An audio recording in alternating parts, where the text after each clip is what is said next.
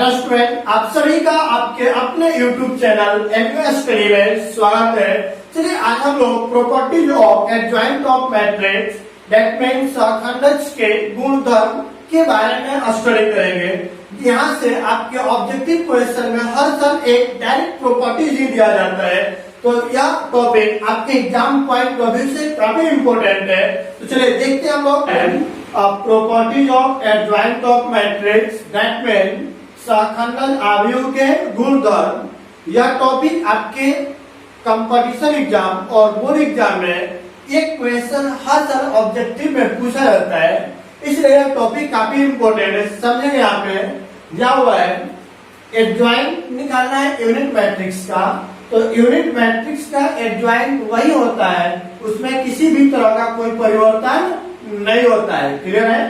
चलिए zero matrix का adjoint निकालिए तो भी जीरो ही आता है, उसमें भी कोई परिवर्तन नहीं होगा।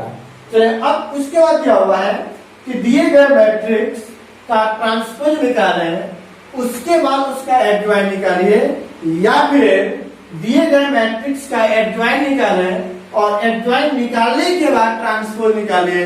दोनों का वैल्यू आपस में क्या होगा, समान होगा। समझेंगे फिर से, दिए गए मैट्रिक्स का ट्रांसपोज निकाल करके एडजॉइंट निकालिए, या फिर दिए गए मैट्रिक्स का एडजॉइंट निकाल करके ट्रांसपोज निकालिए। दोनों का वैल्यू आपस में क्या होता है, समान होता है। क्लियर बात? चलिए नंबर 4 में क्या हुआ है, एडजॉइंट ऑफ ए में दो मैट्रिक्स को मल्टीप्लाई करके एडजॉइंट निकाले, या दोनों को अलग अलग करिएगा। तो पहले देखिए, जो अंतिम में होता है उसको पहले लिखते हैं, adjoint of b into adjoint of a. यदि इसको पहले लिखेंगे तो गलत होगा। अंतिम में जो संख्या रहेगा वो पहले रहेगा, जो शुरुआत में रहेगा वो अंतिम में चला जाएगा। तब दोनों के एडजॉइंट को मल्टीप्लाई करें, या दोनों को मल्टीप्लाई करके एडजॉइंट निकालिए। दोनों का वैल्यू आपस में क्या होगा, समान होगा।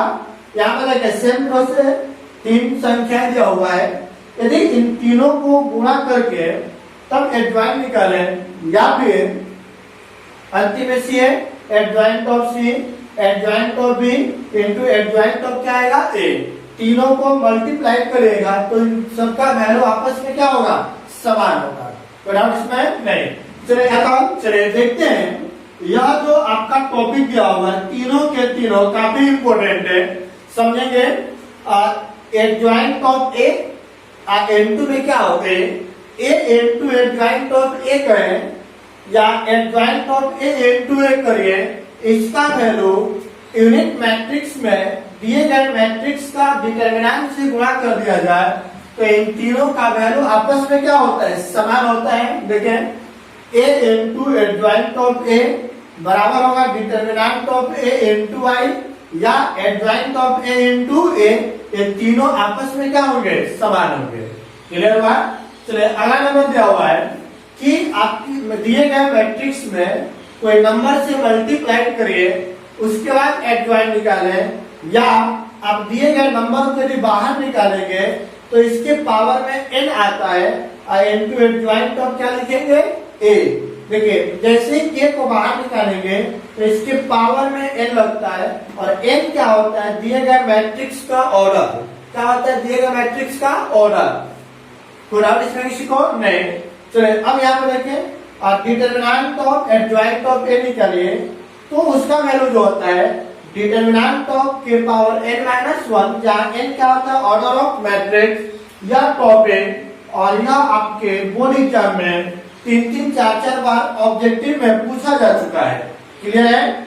एडजॉइंट ऑफ ए का डिटरमिनेंट निकालेंगे तो वह जो वैल्यू होता है आपके डिटरमिनेंट ऑफ ए के पावर में n माइनस 1 होता है। क्लियर है? यहाँ तक कोई डाउट इसमें किसी को नहीं? जब कोई डाउट नहीं है तो चैनल को लाइक शेयर एंड सब्सक्राइब तो बनता है। इसलिए सभी लोग फटाफट चैनल को लाइक शेयर एंड सब्सक्राइब करें ताकि आने वाले वीडियो का नोटिफिकेशन आप तक पहुंच सके। Thank you.